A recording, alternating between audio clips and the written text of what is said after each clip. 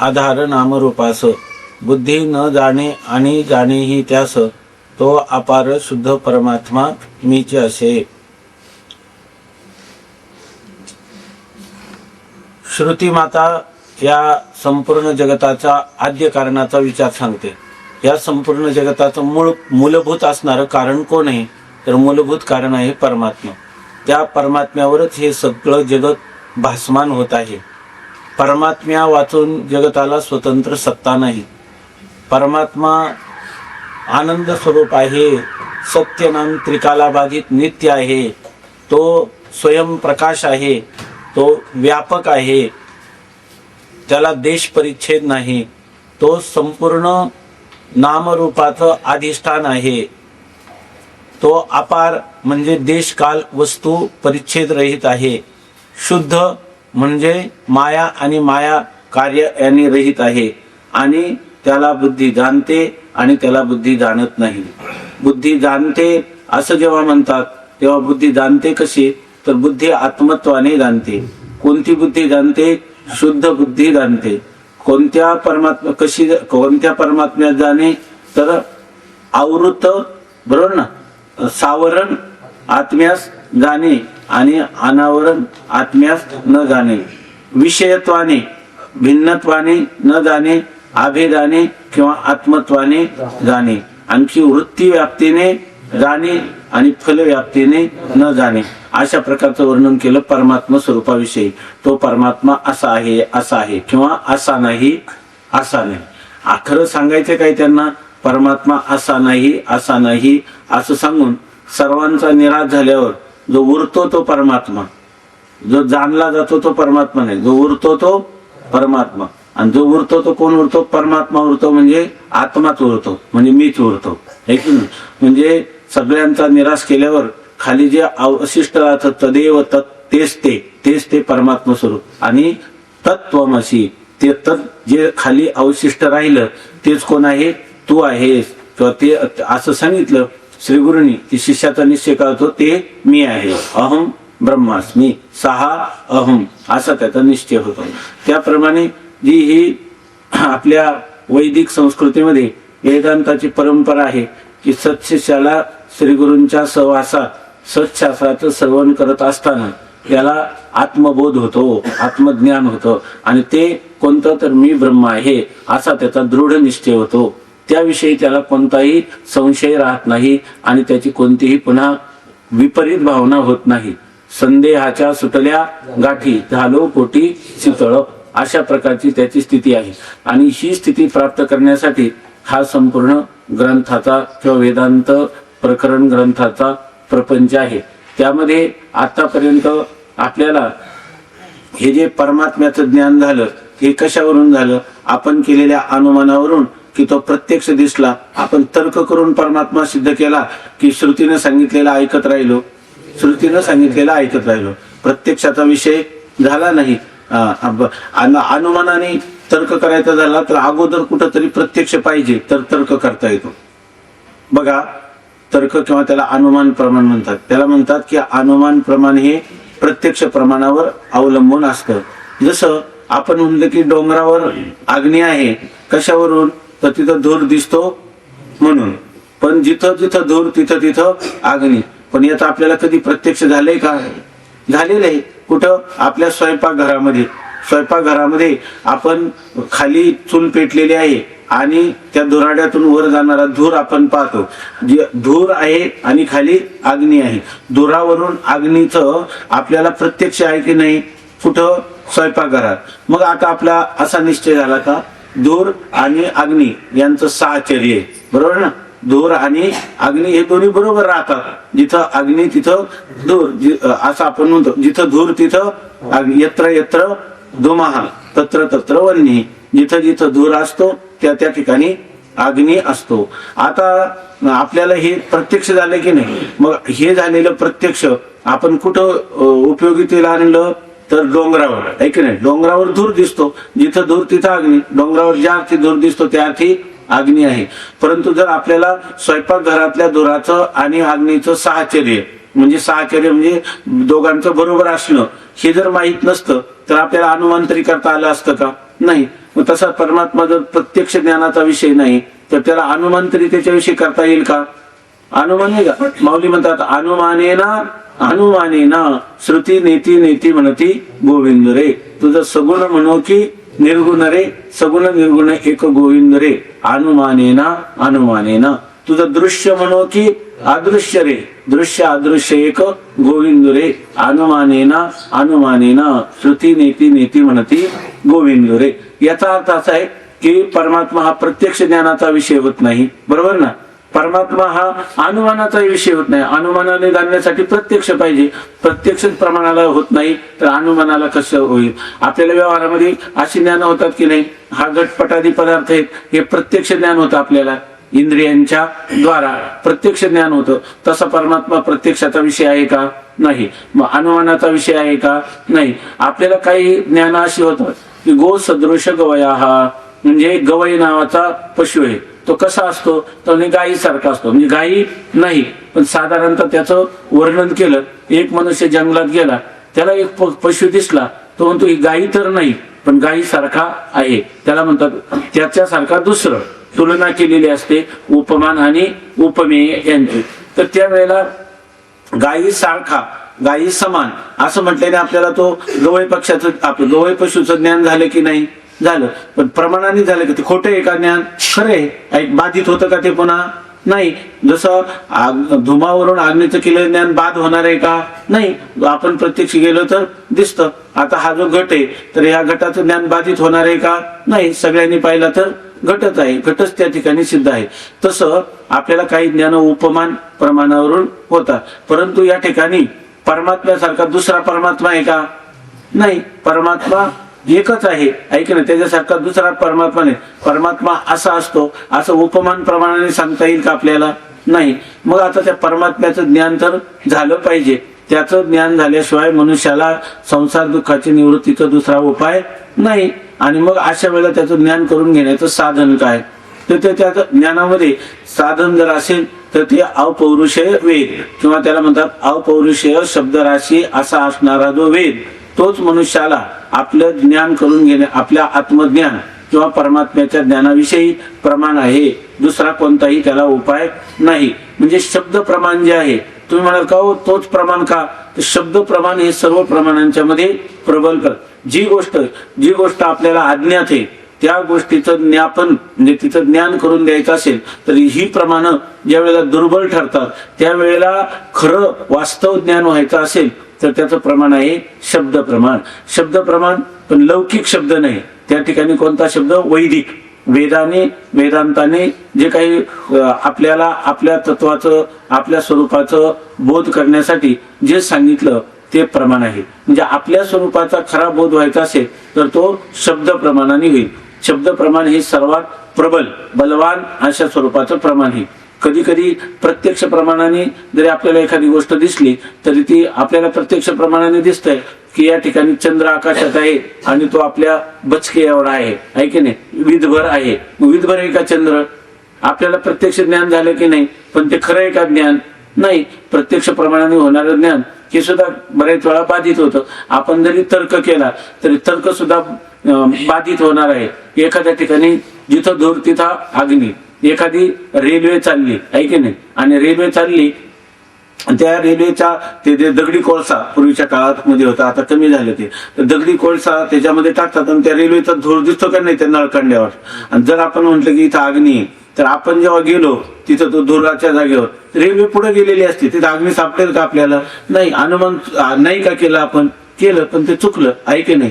उपमान जरी प्रमाण म्हटलं तरी आपल्याला उपमा देण्याचा जो पदार्थ आहे त्याहून निश्चितच स्वरूपाचं ज्ञान होईल असं नाही. मग असं खरं शास्त्राचं शास्त्रत्व त्याला म्हणतात. अज्ञात ज्ञापकत्वम शास्त्रस्य शास्त्रत्वम.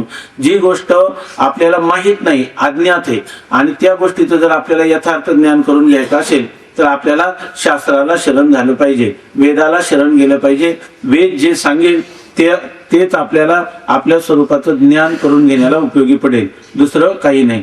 शब्दाचं तुम्ही म्हणाल का इतकं का द्यायचं शब्दाला महत्व? तर त्या ठिकाणी ते म्हणतात की काय, अमृताचा मृत्यू विषदू आरिसा नव्हे. जसं आपल्याला आरशामध्ये आपलं मुखाचं दर्शन आपण घेऊ शकतो का? आपल्या मुखाचं दर्शन आपण घेऊ, आपलं मुख आपल्याला पाहू शकतो का आपण? नाही. पण आपलं मुख जर आपल्याला पाहायचं झालं तर समोर काय पाहिजे? आरसा. तसा काय ओळी आठवते का? माऊली काय म्हणतात की बाप शब्द, बाप उपयोगी शब्द, बाप उपयोगी वस्तू शब्द, स्मरणदानी प्रसिद्ध, अमृताचा विषदू आरिसा नव्हे, असं विचारतात माऊली आक्षेपार्थाने की अमूर्त परमात्मा कसा आहे? नाही रंग नाही रूप नाही वर्ण छाया, निर्गुण निराकार तुही रोगराया. अशा परमात्म्याचं आपल्याला दर्शन घ्यायचं असलं तर अमूर्त परमात्मा आहे की नाही? निर्गुण आहे, निराकार आहे, असंग आहे, अव्यक्त आहे, इंद्रियांना अगोचर आहे. अगोचर म्हणजे इंद्रियांना विषय न होणारा असा आहे. बुद्धीला बुद्धीच्याही कक्षेत येत नाही, बुद्धी न जाणे ते असं. आणि तू त्या परमात्म्याचं दर्शन करायचं असेल तर हा शब्द हा काय? आरसा आहे. त्या शब्दामध्ये पाहायचं आणि कोणाचं दर्शन घ्यायचं? शब्दरूपी आरशामध्ये आपल्या आत्मतत्वाचं, आपल्या स्वतःचं दर्शन घ्यायचं. तेव्हा या शब्दाला इतकं महत्व का दिलं? त्याच पाहते आरिसा पाही, येथे काहीच नवल नाही, दर्पणे येणे होय न पाहते पाहते. काय आरसा? पाहते आरिसा पाही. म्हणजे आरसा जो आहे ना, तो आरशामध्ये फक्त तिकडं ते हे द्या तिकडं.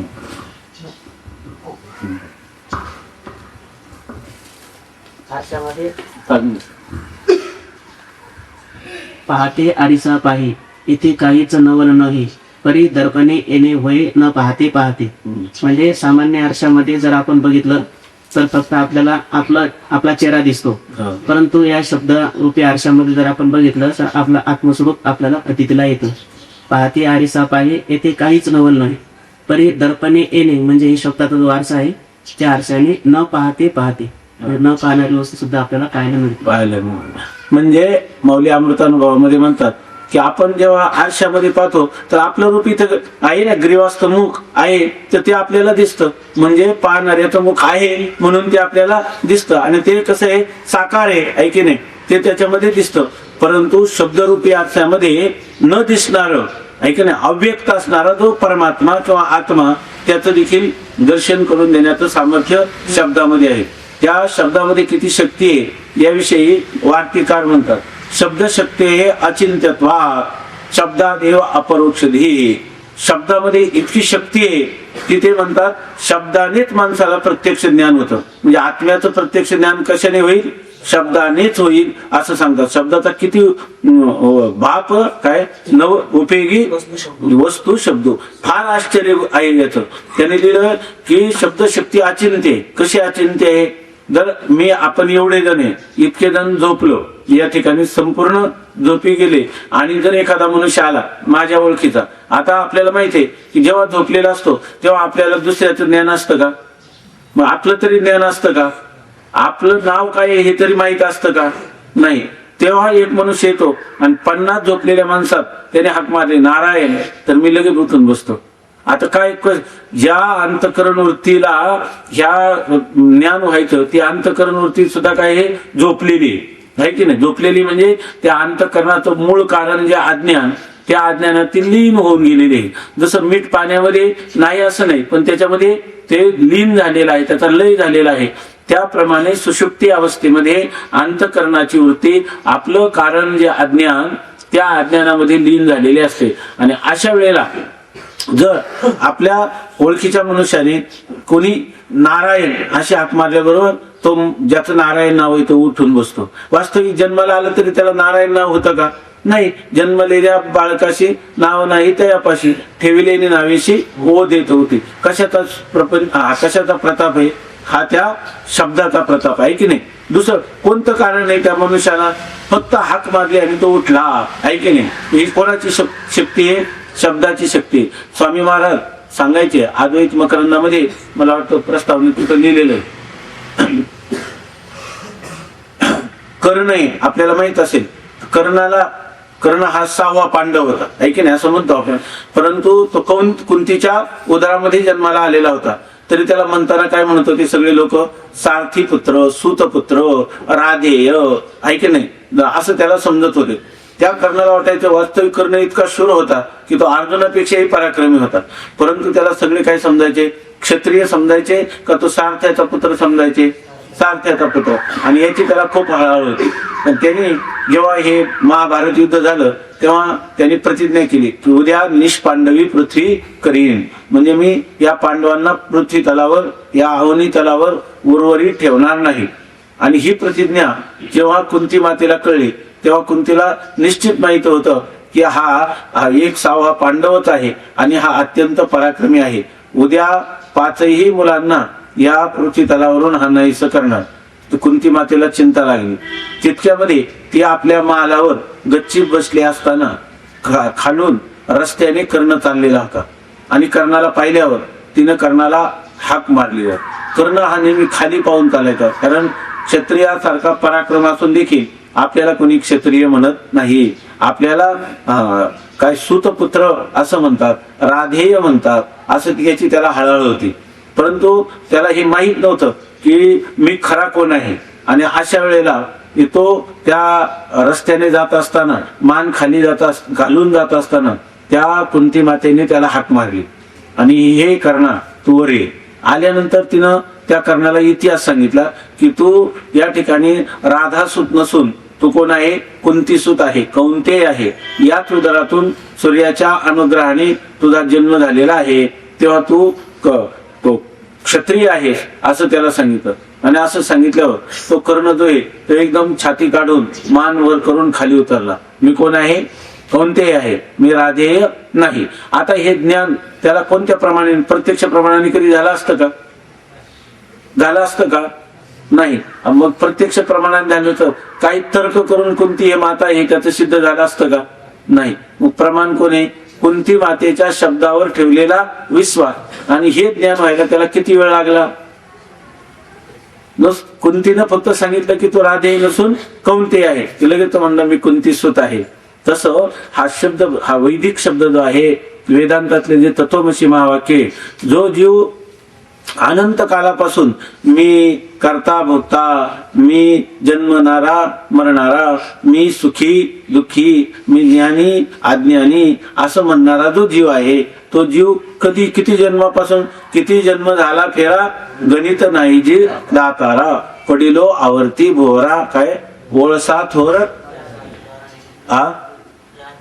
नाही, ओळसा थोर माया झाली. अशा प्रकारचं याचं प्रवास जो आहे तो किती जन्मापासून चालला. आणि त्याला जर श्री गुरूंनी सांगितलं की तत्वमसी, तू कोण आहे, सच्चिदानंद ब्रह्मस्वरूप आहे, या शब्द प्रमाणे तो काय म्हणतो, मी ब्रह्म आहे. म्हणजे हे ज्ञान व्हायला काय लागलं की तो कोणतं प्रमाणाने झालं, शब्द प्रमाणाने झालं. आणि शब्द प्रमाण का प्रबल आहे, वेद का प्रबल आहे, आपण पाहिलं की ते अपौरुषे आहे, पुरुषाने केलेलं नाही, ईश्वराने सुद्धा केलेलं नाही. फक्त पूर्वीच्या सृष्टीतला वेद पुन्हा जेव्हा सृष्टी निर्माण होते तेव्हा दाता यथापूर्वम अकल्पयत, पूर्वी जसा वेद होता तसा मानव मत्तराच्या कल्याणासाठी ईश्वराच्या द्वारा तो फक्त अभिव्यक्त होतो. ईश्वर त्याचा करता नाही, ईश्वर त्याचं फक्त अभिव्यक्ती करणारा, आविर्भाव करणारा आहे की नाही, त्याला व्यक्त करणारा आहे. परंतु सृष्टीच्या जेव्हा प्रलय होतो त्यावेळेला तो जो वेद आहे तो आपल्या स्वरूपाच्या ठिकाणी लीन होऊन राहतो, नष्ट होत नाही. असा तो अपौरुषय असल्यामुळं, पुरुषकृत बुद्धीचे दोष त्याच्या ठिकाणी नसल्यामुळं त्या वेदाचं वाक्य जे आहे ते प्रमाणभूत आहे, त्यालाच म्हणतात शब्द प्रमाण. आणि हे शब्द प्रमाण हे सर्वांमध्ये प्रबल प्रमाण आहे. आता सहज आला विषय म्हणून आपल्या परिचयाचे हो म्हणून सांगतो. ही 4 प्रमाण झाली आहे की नाही. शब्द, पहिलं प्रत्यक्ष प्रमाण, दुसरं अनुमान प्रमाण, तिसरं उपमान प्रमाण, चौथं शब्द प्रमाण. व्यवहारात याच प्रमाणाने आपल्याला ज्ञान होतात की नाही. व्यवहारातलं कर्णाला आपल्या मातेविषयक झालेलं जे ज्ञान ते कोणत्या प्रमाणाने झालं, शब्द प्रमाणाने. व्यवहारामध्ये कधी कधी असंही ज्ञान होताना पद्धती आहे, त्याला अर्थापत्ती प्रमाण म्हणतात. आपल्याला हे सगळा विषय येणारच आहे, पण हे सगळं आपल्याला आपल्याला आतापासूनच थोडा थोडा झाला पाहिजे. अर्थापत्ती प्रमाणाने आपल्याला कधी कधी व्यवहारात ज्ञान होतं. त्या अर्थापत्ती प्रमाणात उदाहरण फक्त सांगतो की एक मनुष्य आहे तर तो दुसऱ्याला सांगायला लागला, अहो पिनो देवदत्ता हा दिवान भुंगते. पिनाहा म्हणजे लठ्ठ असणारा जो देवदत्त नावाचा मुलगा आहे तो दिवा म्हणजे दिवसा न भुंकते म्हणजे भुंकत नाही, है की नाही, न खाते, हा भुंकते म्हणजे जेवत, न भुंकते म्हणजे खात नाही. संस्कृत शिकलं नाही तर मग असं होतं. भुंकते म्हणजे कोणता धातू आहे, भुज का, हा भुज धातूचा भुंकते म्हणजे खातो असा अर्थ आहे की नाही. नाही तर तुम्ही म्हणाल की संस्कृत वाणी देवे केली प्राकृत काय चोरापासून आली, तिथे शिकण्याची काय गरज आहे. असं नाही, संस्कृत चांगलं शिकल्याशिवाय प्राकृत भाषेवर सुद्धा आपल्याला काही प्रभुत्व मिळत नाही आणि ती मूळ भाषा आहे म्हणून ती शिकलीच पाहिजे. तर असो, या ठिकाणी आपल्याला काय आहे, पिनो देवदत्त हा दिवानं भुंकते. जाऊ द्या संस्कृत, मराठीत काय म्हणायचं, लठ्ठ देवदत्त दिवसा जेवत नाही. आता तुम्ही सांगा, तुम्हाला ज्ञान झाले की नाही, लठ्ठ देवदत्त दिवसा जेवत नाही, याच्यातून काही शंका आली तुम्हाला? जर जेवत नसला तर लठ्ठ कसा राहील, आणि लठ्ठ राहतो तर जेवणाशिवाय कसा राहील, आहे की नाही. मग याचा अर्थ काय समजला तुम्ही, अहो हा दिवसा जेवत नसला तर काय झालं पाहिजे, रात्री जेवत असला पाहिजे. लोक असतो ना ते काय साखळी उपोषण का काय म्हणतात त्याला, चक्री उपोषण चालू असतं. नंतर 15 दिवस झालं तरी एकाच 5 ग्रॅम वजन कमी होत नाही, कारण ते खाऊन त्या उपोषणाला जात असतात, है की नाही. तसं या ठिकाणी त्याच्या लठ्ठपणाला काय कारण करतो, अहो दिवसा जेवत नसला तर रात्री जेवत असला पाहिजे. तुमचा अंदाज बरोबर आहे की नाही, आहे की नाही. तुम्ही काय केलं की लठ्ठपणाचं कारण असणार जे जेवण ते दिवसा नसलं तर काय आले, रात्रीच्या जेवणाचं तुम्ही अनुमान केलं. त्या अर्थापत्ती प्रमाणाचा अनुमानामध्येच अंतर्भाव होतो, पण त्याचा थोडा वेगळा प्रकार केला, आहे की नाही. ज्ञान झाले की नाही. आता याला म्हणतात कोणतं, अर्थापत्ती प्रमाण. दुसरी गोष्ट आहे की एखाद्याने सांगितलं तुम्हाला, आता एक अजून ज्ञानाचा प्रकार आहे, त्याला म्हणतात अनुपलब्धी प्रमाण किंवा अभाव प्रमाण असं म्हणतात. वृत्ती प्रभाकर नावाचा ग्रंथ आहे यांचाच, निश्चलदाजींचा.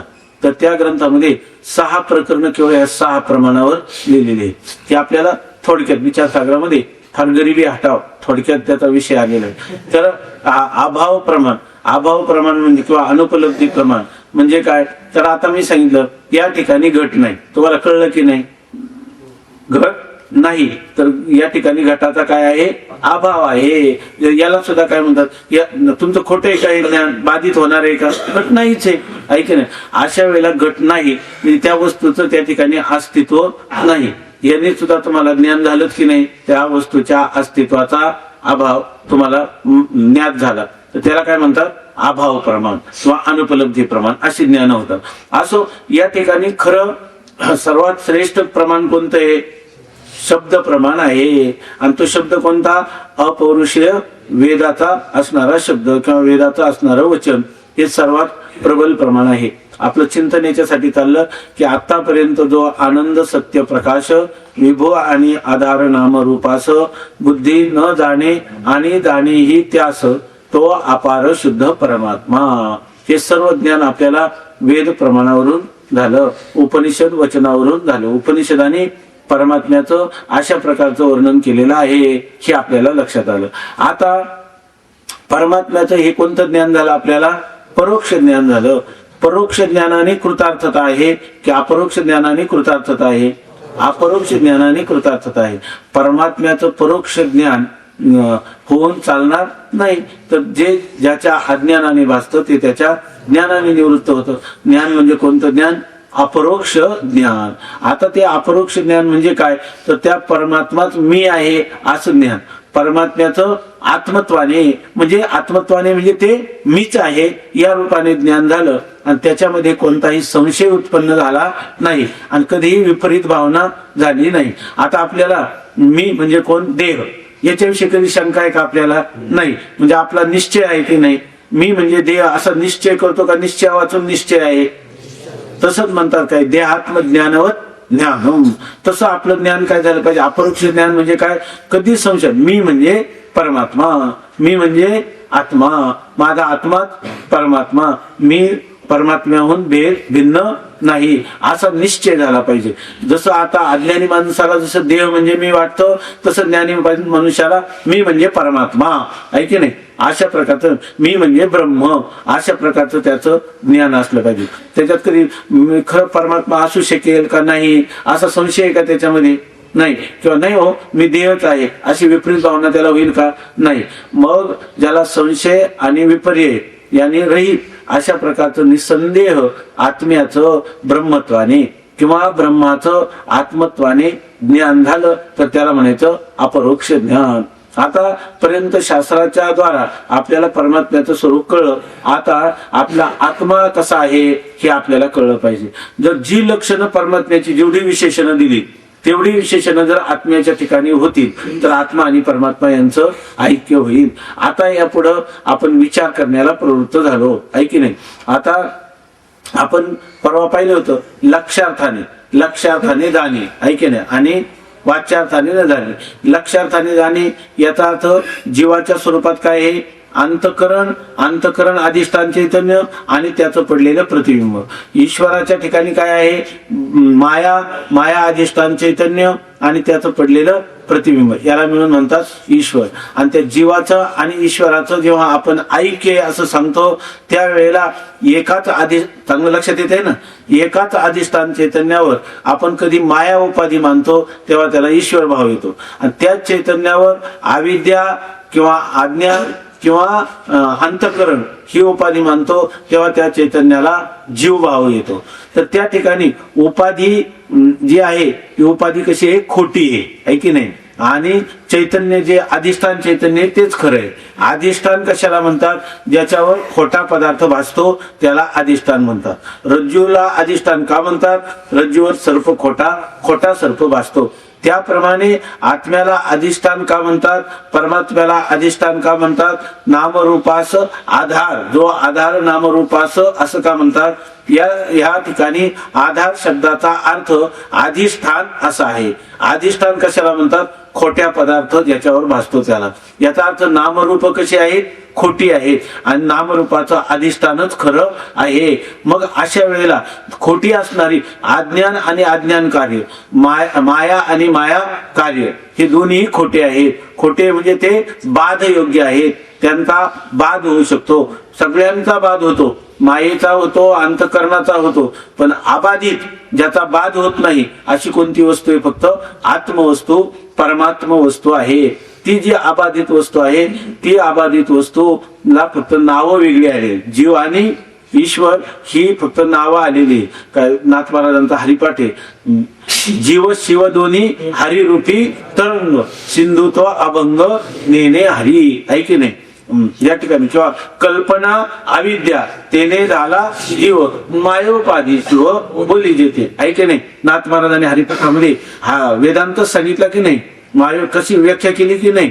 त्याप्रमाणे या ठिकाणी हे दोन्ही जर खोटे असतील तर यांचा अधिष्ठान चैतन्य एकच आहे. आणि ते चैतन्य म्हणजे लक्षार्थ तो कोण आहे?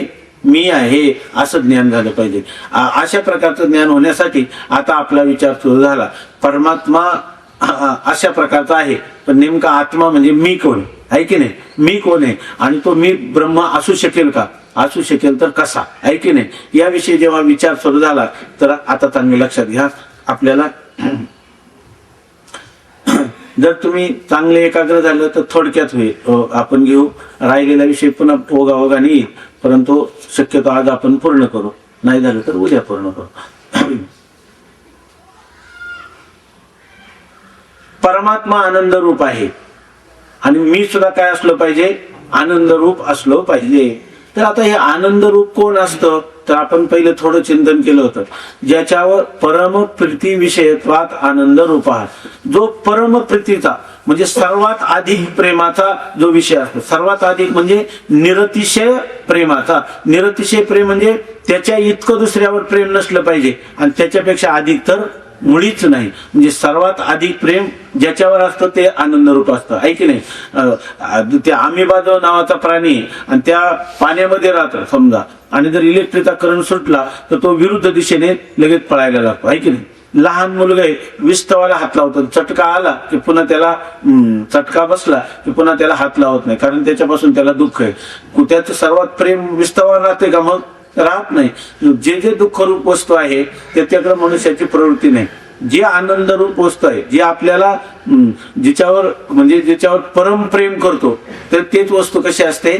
आनंद रूप. आपलं प्रेम जे असतं, तुम्ही म्हणाल एखाद्या माणसाचं आपल्या मुलाच्या मित्रावर अधिक प्रेम आहे. मुलाच्या मित्रावर अधिक प्रेम का आहे? तर मुलासाठी. जर मुलाचं त्याचं भांडण झालं तर त्याच्यावर प्रेम करील का? नाही. म्हणून म्हणे सर्वात अधिक प्रेम कोणावर? मुलावर आहे. ऐके नाही, मुलावर अधिक प्रेम आहे. जर म्हणावं मुलगा जर कोर्टात गेला तर त्याच्यावर प्रेम राहतं का?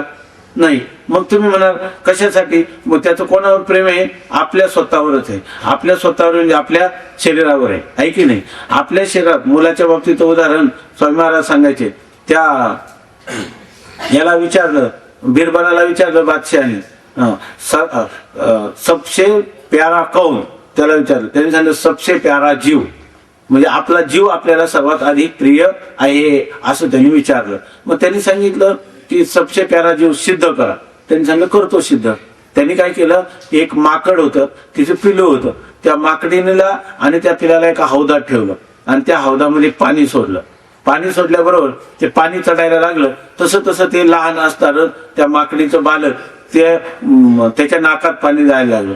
त्याबरोबर त्या माकडीने काय केलं, उचललं आणि त्याला आपल्या डोक्यावर ठेवलं. त्याच्या बादशाह बिरबलाला म्हणायला लागला, देखो देखो बिरबल, सबसे जीव प्यारा, देखो लड़के के लिए बच्चे के लिए क्या करती है माँ, असं त्याला सांगितलं. साप थोडा देर ठरव.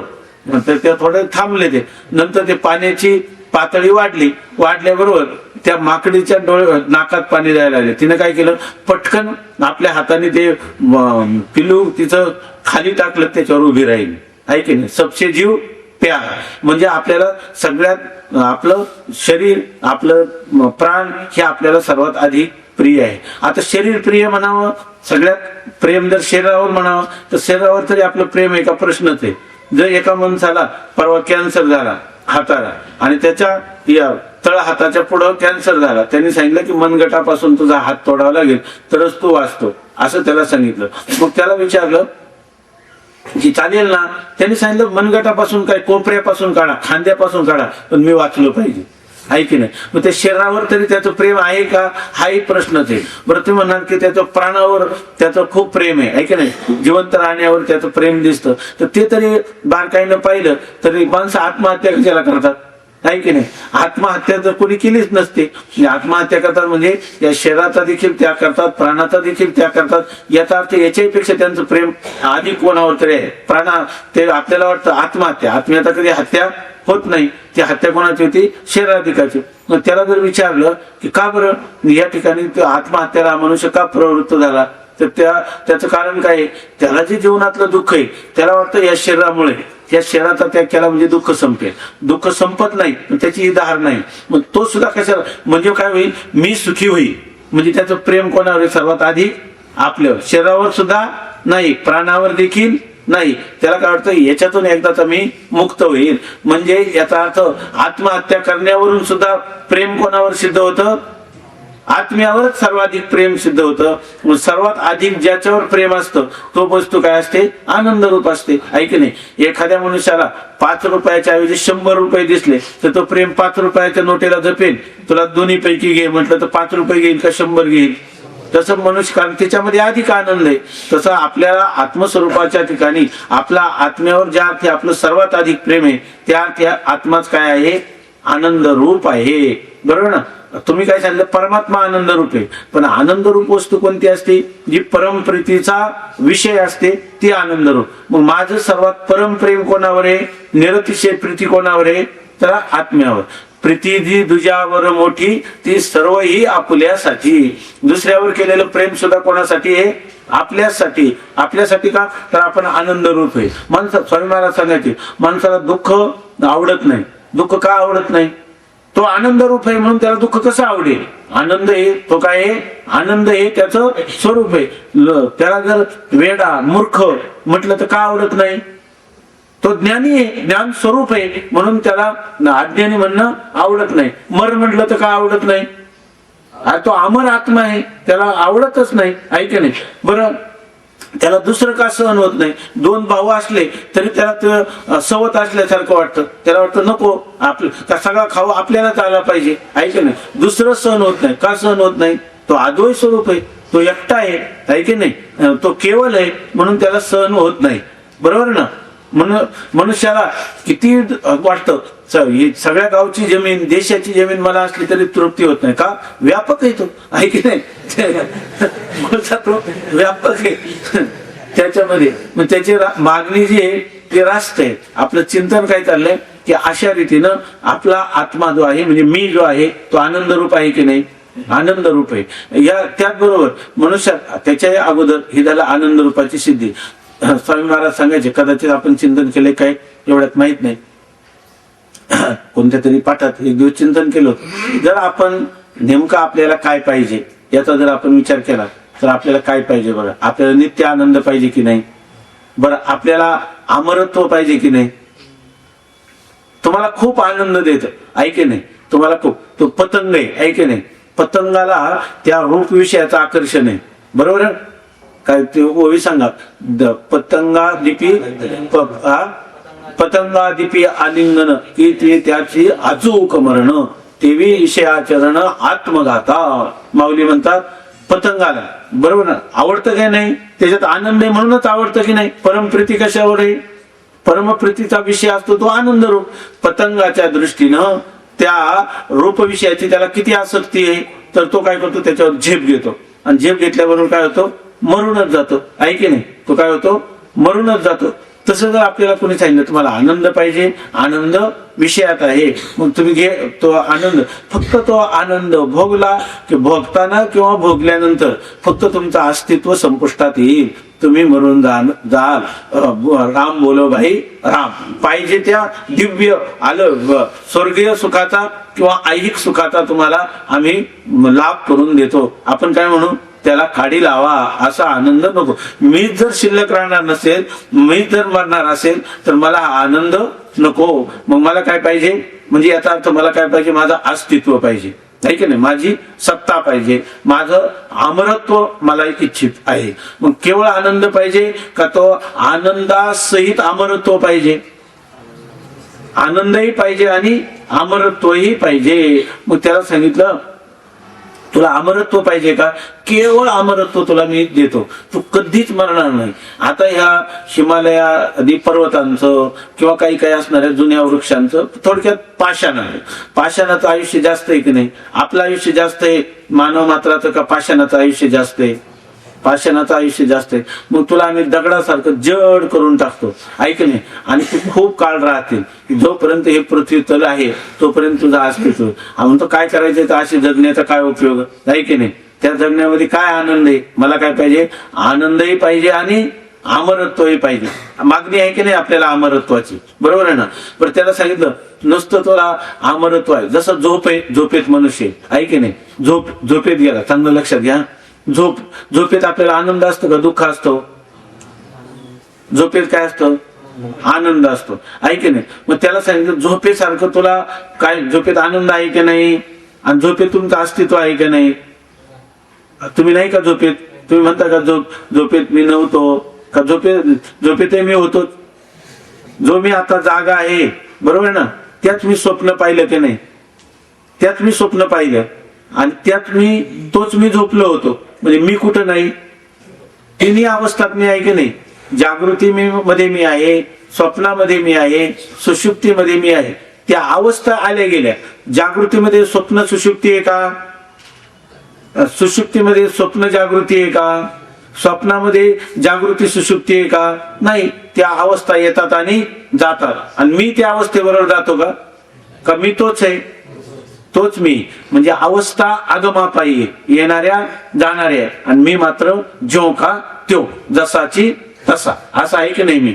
म्हणजे आपलं चिंतन चाललं होतं की अशा प्रकारे एखाद्याला सांगितलं की सुषुप्तीमध्ये मनुष्य जसा आहे ना, त्या सुषुप्तीमध्ये त्याला काही जड होऊन पडलेला आहे. तो काय म्हणतो? जागा झाल्यावर म्हणतो मला काही कळलं नाही. पण मला काही कळत नाही हे तरी त्याला तिथं कळलं का? असं व्यवहार, आता मला काही कळत नाही, मी खूप आनंदाने आहे, हे त्याला तिथं कळतं का? चाललंय काही जास्त अवघड होतंय काही हे त्याला तिथं कळतंय का? कळत नाही. मग असं आयुष्य तुम्हाला, जसा कुंभकर्ण 6 महिने झोपला, ऐक ना, त्याला झोपेची आवड होती, कारण का झोपेत आनंद होता आणि त्या आनंदामुळे तो म्हणला की मला त्याला उलट त्याने माऊली म्हणतात कुंभकर्णाच्या पेक्षाही जास्त आयुष्य असावं आणि त्याच्यापेक्षाही जास्त काय निधेनेचे असावे, काय माऊलींची होई डोळा लागेल हा ब्रह्मायू होई जे आणि मग निधियाचे असले, ब्रह्मदेवाचं आयुष्य मिळावं आणि झोपूनच राहावं असं त्या तमोगुणी पुरुषाला वाटतं. या ठिकाणी माऊलीने एक लिहिलं ते एक साहित्यिक भाषेत, पण खरं जर पाहिलं तर तो कुंभकर्ण सुद्धा 6 महिन्यांनी मला जागा करा म्हणत होता की नाही. लहान मुलगा सुद्धा झोपतो ना, आई मला सकाळी उठव, मला शाळेत जायचंय असं म्हणतो, आहे की नाही. याचा अर्थ आपल्याला जर सांगितलं केवळ झोपेसारखं जड असं आयुष्य, त्याच्यात आनंद नाही का? आनंद आहे, पण आनंद आहे आणि दुसरं काय, त्या आनंदाबरोबर अज्ञान आहे.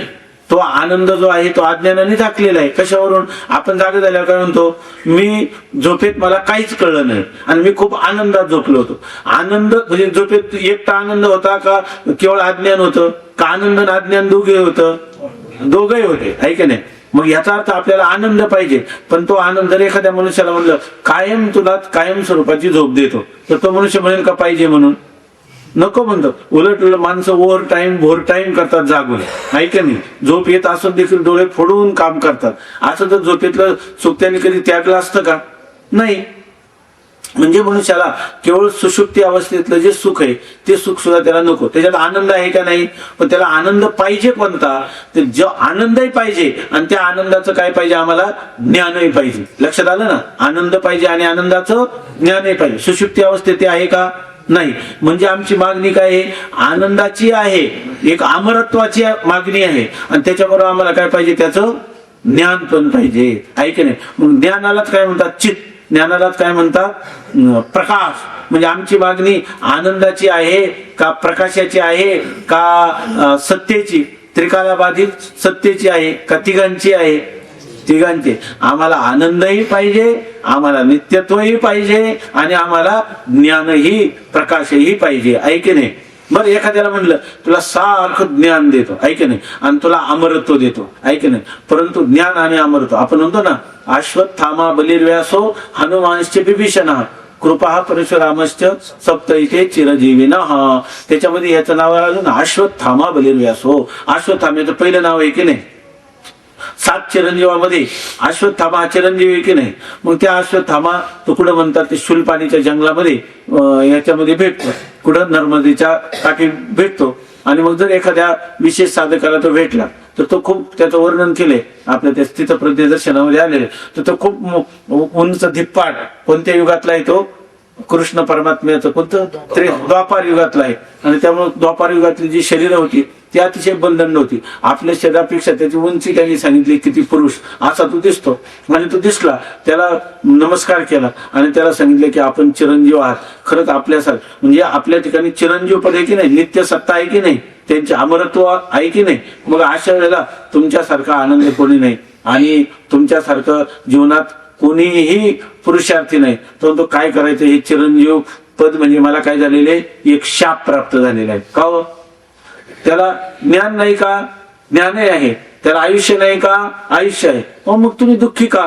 तो म्हणतो अहो त्याच्या त्या कोणत्या मस्तकामधला तो मणी अर्जुनाने काढला ना, आणि त्यामुळे ती जी जखम झाली, त्यांनी जे पांडवांची सर्व मुलं मारली होती ना, अश्वत्थामावधी काय पांडव पुत्र ते, त्याला मारलं. आणि मग त्याचं त्या अर्जुनाने काय केलं? त्याचा तो मणी जो होता तो मणी काढून घेतला आणि त्यामुळे त्याच्या मस्तकामध्ये जी खोक किंवा जखम निर्माण झाली आणि त्या जखमेमध्ये सारखा पू आणि वेदनेने तो सारखा विवळत असतो. मग त्याला आयुष्य नाही का? भरपूर चिरंजीव आहे, ऐक नाही. बरं, त्याला एक ज्ञान नाही का? ज्ञान आहे, परंतु त्याला आयुष्यात समाधान वाटतंय काय? नाही. कारण का? सारख्या वेदना, सारखं दुःख, सारखी पीडा, क्लेश, त्याला काय वाटतंय? आनंद नाही. म्हणजे जीवनामध्ये काय? केवळ सत्य नित्यत्व असलं, अमरत्व असलं, ज्ञान असलं तरी चालत नाही, आनंद पाहिजे. मग या ठिकाणी कोणतं पाहिजे माणसाला? अहो उदक अग्नी धान्य झाल्या घडे पाक, एका विन एक कामाने. आम्हाला सत्यही पाहिजे, आम्हाला आनंदही पाहिजे आणि आम्हाला प्रकाशही पाहिजे, ज्ञानही पाहिजे, ऐक नाही. आणि आपल्याला जर विचारलं का हो तुम्हाला आनंद पाहिजे ना, बरोबर आहे ना, तुम्हाला आनंद पाहिजे, तुम्हाला ज्ञान पाहिजे, तुम्हाला सत्ता पाहिजे, बरोबर आहे ना, हे जर पाहिजे तर असं आहे की आजच्या दिवसभर तुम्हाला काय करा, आजचा एक दिवस म्हणजे काळ आहे की नाही, काळ आहे की नाही, आज उद्या परवा हे काळाचे भेद आहे ना. मग तुम्हाला तुमच्या आयुष्यामध्ये एक दिवस खूप आनंद आणि दुसऱ्या दिवशी दुःख झालं तर चालेल ना, का त्याला चालेल म्हणेल का, नाही म्हणतो उद्या पण पाहिजे, म्हणजे परवा पण पाहिजे, पण तुमच्या संपूर्ण आयुष्यभर दिलं तर हा पाहिजे. मग पुढच्या जन्मात चालेल ना, पुढच्या जन्मात, त्याच्या पुढच्या, कोणत्याच जन्मात मला दुःख नको, कोणत्या जन्मात तुला अज्ञानी चालेल का, नको, कोणत्याच जन्मात तुझा शेवट कुठल्या तरी एखाद्या जन्मात मान्य करणं कुठंच नको. माझं सच्चिद आनंदत्व कसं पाहिजे, कायम पाहिजे, आहे की नाही. मग मनुष्याला जसं खडी साखर आहे की नाही, त्या खडी साखरेचं काय आहे, पांढरेपणा, बरोबर आहे की नाही, पांढरेपणा, तिच्या ठिकाणी काय आहे, माधुर्य, आणखीन काय, हा ते तर काठिण्य, श्वेतता, माधुर्य आणि श्वेतता, माधुर्य आणि तिचा असणारा मला वाटतं आकार, किंवा कापुराच्या ठिकाणी असणारा श्वेतता, कापुराच्या ठिकाणी असणार माधुर्य आणि कापराचा असणारा सुगंध. ही जी गोष्टी, तर सुगंध, श्वेतता आणि त्याचं माधुर्य, याचा आपल्याला वेगवेगळं करता येईल का. एखाद्याने सांगितलं कापराचा फक्त पांढरा, आम्हाला पांढरा वर्ण द्या, करता येईल का वेगळा, कापराचा फक्त सुगंध द्या आणि कापूर बाजूला करा, करता येत नाही. त्याप्रमाणे सत, चित आणि आनंद हे वेगवेगळे नाही, एकच परमात्म्याला सत, चित आणि आनंद नाव आलेली आहे. मग सत नाव का आलं, असतच्या सापेक्ष सत म्हटलं, चित नाव का आलं तर त्याला जडाच्या सापेक्ष चित म्हटलं, आणि त्याला सत ना आपलं आनंद नाव का आलं तर दुःखाच्या सापेक्ष सत म्हटलं. आपले हे चालले की आपली मागणी जी आहे तर ती काय ओवी आहे ना, कठीणपणा, श्वेतता आणि माधुर्य. कठीण, खडी साखर कठीण आहे की नाही. मग कठीणपणा, श्वेतता आणि माधुर्य यांचं वेगवेगळं करता येईल का आपल्याला, नाही. तसं जे सत आहे तेच चित आहे, आणि जे चित आहे तेच आनंद, जे आनंद तेच चित, आणि जे चित आहे तेच काय आहे, सत आहे. अशा प्रकारचा आपला आत्मा जो आहे तो सच्चिदानंद रूप ठरला पाहिजे. खरं जर पाहिलं तर आपली मागणी कोणाची, मग आता सच्चिदानंद अद्वयाची मागणी आहे का, नाही. शिवाय आपल्याला आता हे झालं देश आपलं काळाचं. एखाद्या माणसाला सांगितलं तुझी जी सत्ता आहे तू एवढ्या देशात असला पाहिजे, आहे की नाही, बरोबर आहे ना, तुझं अस्तित्व काळावर नाही पण तुझा एवढ्या देशात असला पाहिजे. तो काय म्हणतो की एवढ्या घरावर नाही समज, माझी काय अनेक बंगले झाले पाहिजे, सगळा गाव, सगळा देश, सगळं विश्व सुद्धा काय आहे माझंच असलं पाहिजे. म्हणजे याचा अर्थ त्या मनुष्याला कोणत्या देशावर आपली सत्ता नसावी असं वाटतं, संपूर्ण देशात असावी, म्हणजे सगळ्या काळात मी असावं, सगळ्या देशात मी असावं, आहे की नाही. म्हणून तर माणसं ज्या देशापर्यंत पोहोचू शकत नाही तर टीव्हीचा उपयोग करतात, फोनचा उपयोग करतात, सगळीकडे मला पोहोचता आलं पाहिजे, आहे की नाही. माझी सत्ता जी आहे ती सर्व देशात असली पाहिजे, सर्व काळात असली पाहिजे, आणि आपला अधिकार कोणत्या वस्तूत असावा आणि कोणती वस्तू आपल्याला अज्ञात असली तरी चालेल. सगळ्या वस्तूचं आपल्याला ज्ञान असावं, इतकं ज्ञान असावं का कमीत कमी आपल्याला काही कळलं नाही याचं सुद्धा ज्ञान असावं, आहे की नाही. विचारसागर कळत नाही याचं सुद्धा काय कळलंच आहे ना. तुम्हाला काय कळलं नाही हे तरी कळलंच ना. कळणं एक कळणं आहे आणि न कळणं एक कळणं आहे. कळणं तरी कळणं आणि न कळणं सुद्धा कळणंच आहे की नाही. मग माणसाला वाटतं की सगळ्या ठिकाणी आपण असावं. झोपेमध्ये मला काही कळलं नाही, काही कळलं नाही हे कळलंच की नाही, म्हणजे झोपेमध्ये तुम्ही होतेच की नाही, झोपेमध्ये सुद्धा तुम्ही होतेच. काय माणसाची मागणीच आहे सगळ्या देशात, सगळ्या काळात आणि सगळ्या वस्तूमध्ये आपण असावं. याला काय म्हणतात विभू. या देश, काळ आणि वस्तूचा परिच्छेद नाही त्यालाच काय म्हणतात विभू, त्यालाच म्हणतात व्यापक, आहे की नाही. आणि संपूर्ण जगताचं कारण कोण आहे, जो आधार नाम रूपा, नामरूपा ज्याच्यावर खोटी नामरूप जी आहेत ती ज्याच्यावर भासतात, बरोबर ना, त्याला काय म्हणतात अधिष्ठान, त्याला काय म्हणतात आधार. तसं जर आपण पाहिलं, काही जास्त हे नाही ना होत, सगळं याच्यामध्ये विचार केला. आज सगळं आपण असं बसून थोडा विचार केला पाहिजे. ग्रंथामध्ये तर सगळी परिभाषा आपण पाठ करतो, पण हे सगळ्याचा संबंध कोणाशी आहे, आपल्याशी, तेव्हा आपली नेमकी मागणी काय आहे, ती मागणी कशाने पूर्ण होईल त्याचा विचार आपण केला पाहिजे. खरं जर आहे तर स्वामी महाराज सांगायचे, जर एक माळ जप कमी झालं, एखाद्या वेळेला थोडंसं अध्ययन कमी झालं, तरी तू आपली टोपी किंवा पागोट गुडघ्यावर ठेवून शांतपणाने विचार कर, मी कोण आहे, मी कुठून आलो, मला कुठं जायचं, माझ्या जीवनात सुख का नाही, माझ्या जीवनात दुःख का आहे, त्या दुःखाचा निराश कशाने होईल, नेमकं माझं स्वरूप काय, हे शरीर मला कसं प्राप्त झालं, हे जगत आलं कुठून, या ठिकाणी जगताचा कोणी करता आहे का, अशा प्रकारचं चिंतन करणारा मनुष्य जो आहे तोच या ग्रंथांच्या श्रीगुरूंच्या द्वारा आपल्या खऱ्या सुखाला, शाश्वत शांतीला प्राप्त होऊ शकतो. त्या समर्थांचं सांगतात ना, समर्थांचंच ना, चिंता करीतो विश्वाची. तर समर्थांचं सांगतात की ते लहानपणी लंगोटी लावून कुठल्या तरी एखाद्या घराच्या कोनाड्यात जाऊन बसायचे, कोपऱ्यात जाऊन बसायचे, अंधारात जाऊन बसायचे. तेव्हा त्यांनी आईने विचारलं, अरे इतक्या बालवयात तू काय करतो, तर त्यांनी काय सांगितलं, चिंता करीतो विश्वाची, मी या सगळ्या विश्वाची चिंता करतो. अशा प्रकारचं विचारप्रवण जीवन असलं पाहिजे. माणसं विचार जो आहे तो विचारा वाचून न पविजे समाधान. म्हणून या ठिकाणी हे आपण सारखा विचार केला पाहिजे, आणि तो विचार सुद्धा कोणता, सतशास्त्राचा, वेदांत शास्त्राचा विचार केला पाहिजे. तो संत संगतीत केला पाहिजे, आणि तो बाहेर विषयांचा भोग घ्यायचा आणि मग विचार करायचा असा नाही. अंतर्मुख वृत्तीनं विरक्ती धारण करून आणि याच्याविषयी तीव्रतर स्वरूपाची अंतःकरणात तळमळ धारण करून हा विचार आपण केला पाहिजे, आणि मग आपल्याला खरा शोध लागतो. तर त्याप्रमाणे आपल्याला नामरूपाचा आधार कसा, संपूर्ण जगताच्या नामरूपाचा आधार परमात्मा हे श्रुती सांगते, तर मी कसा काय, ऐक नाही असं वाटतं ना. पण जर बारकाईनं पाहिलं तर मीच ह्या जगताचा आधार आहे. याच्यासाठी आपण जर चिंतन करायला लागलो तर स्वप्नाचा दृष्टांत आपण घेऊ शकतो. बघा, स्वप्न आहे, स्वप्नामध्ये आपल्याला हत्ती, घोडे काय सगळं दिसतात की नाही, सडका, वृक्ष सर्व दिसतात की नाही, का नाही दिसत, दिसतात. मग तिथं असतात काय, ते नाही. मग ते कोण झालं, स्वप्नातले पदार्थ खरे असतात का, नसतात. आणि सगळे पदार्थ आपल्याला प्रतीला येतात की नाही, येतात. मग ते पदार्थ झाले कोण, घोडा तिथं तर खरा आला नाही, मग कोण झालं, तर बघा त्याचं असं आहे की मिथ्या पदार्थाचा द्रष्टा हाच त्याचं उपादान कारण असतो. ही एक प्रक्रिया आहे. त्याच्यापेक्षा आपण सोपं चिंतन करा. स्वप्नामध्ये हत्ती, घोडे कोण झालो, मीच झालो की नाही, तर दुसरं कोणी झालं होतं. माऊली काय म्हणतात, काय स्वप्नेची विचित्र सेना, मीच झालो होतो, मीच झालो होतो ना निद्रावशे. झोपेमध्ये काय झालं, स्वप्नातले सगळे पदार्थ कोण झालो, मीच झालो, का दुसरं कोणी होतं. आणि पाहिले कोणी, मीच पाहिले. ऐकेन, मीच पाहिले आणि मीच झालो. आता जर कोणी विचारलं तुम्ही पाठामध्ये कसे आले, मग एक जण म्हणला मीच माझ्या खांद्यावर बसून आलो. कोणी ऐकेल का, ऐकणार नाही, ऐकले. आपल्याला कसं खांद्यावर बसतंय.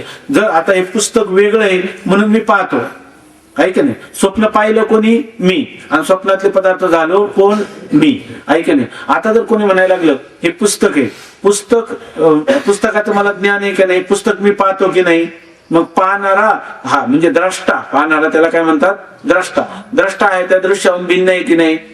का द्रष्टा कधी दृश्य होतो आणि दृश्य कधी द्रष्टा होईल का, द्रष्टा कधी दृश्य होत नाही आणि दृश्य कधी द्रष्टा होत नाही. आणि स्वप्नामध्ये दृश्य कोण झालो, मी, आणि द्रष्टा कोण झालो, मी. ज्या अर्थी द्रष्टा आणि द्रष्टा कधी दृश्य होणं शक्य नाही आणि दृश्य कधी द्रष्टा होणं शक्य नाही, आणि स्वप्नात तर झालं. बरं, हा आपला अनुभव आहे का नाही, आहे. काही लोक म्हणतात पण स्वप्नातला अनुभव कुठे, मला कधी, अशी काही लोक आहेत ते काय म्हणतात, मला कधी स्वप्न पडलंच नाही, ऐक नाही, मला स्वप्न कधी पडलंच नाही, अशी लोक म्हणतात. आता तुम्ही म्हणा स्वप्नाचा दृष्टांत तुम्ही दिला, पण हा अनुभवाचा नाही का, सगळ्यांच्या अनुभवाचा आहे. आणि एखादा जर भेटलाच तो काय म्हणतो, मला तुम्ही स्वप्नाचं सांगता पण मला कधी स्वप्न पडलंच नाही. याचा अर्थ स्वप्न पडतं पण पडलेलं स्वप्न आठवण्या इतकी सुद्धा त्याची बुद्धी नाही. स्वप्न हा सगळ्यांना पडतं पण याची एवढी बुद्धी तीव्र आहे का त्याला त्या पडलेल्या स्वप्नाचं देखील स्मरण होत नाही, अशी स्थिती आहे की नाही. मग आता स्वप्नामध्ये, आता स्वप्न खरं आहे का खोटं आहे सांगा बरं. स्वप्न खरं आहे का स्वप्न खोटं आहे, खोटं आहे, की नाही. खोटं का म्हणून, अहो त्याच कारणाने खोटं आहे. पाहणारा कधी द्रष्टा कधी दृश्य होत नाही, दृश्य कधी द्रष्टा होत नाही, आणि स्वप्नामध्ये द्रष्टाही तोच आणि दृश्यही तोच. ज्या ठिकाणी द्रष्टा आणि दृश्य दोन्ही एक असतात त्या ठिकाणी तो काय असतो, तो पदार्थ मिथ्या असतो. स्वप्नाचा द्रष्टा ज्या ते स्वप्न पदार्थ होतो आणि द्रष्टाच ते पाहतो, त्याच्यावरूनच स्वप्न काय आहे, खोटं आहे की नाही? बरोबर आहे ना? तसं मी जेव्हा झोपलो तेव्हा तो परमात्मा जगताचं उत्पन्न करतो, ते जाऊ द्या. तर हे सगळे जगत जे प्रतीतीला येतं, सुषुप्तीत येतं का? सुषुप्तीत जगत प्रतीतीला येतं का? नाही. आणि जाग झाल्यावर येतं की नाही? येतं. मग जेव्हा सुषुप्तीत होतं तेव्हा जगत होतं का? खऱ्या अर्थाने नव्हतं. आणि जाग झाल्यावर काय केलं? पुन्हा आपण उत्पन्न केलं, आहे की नाही? यथा स्वप्न प्रपंचोयम. याचं परोक्ष ज्ञान कोणाला आहे? आपल्यालाच.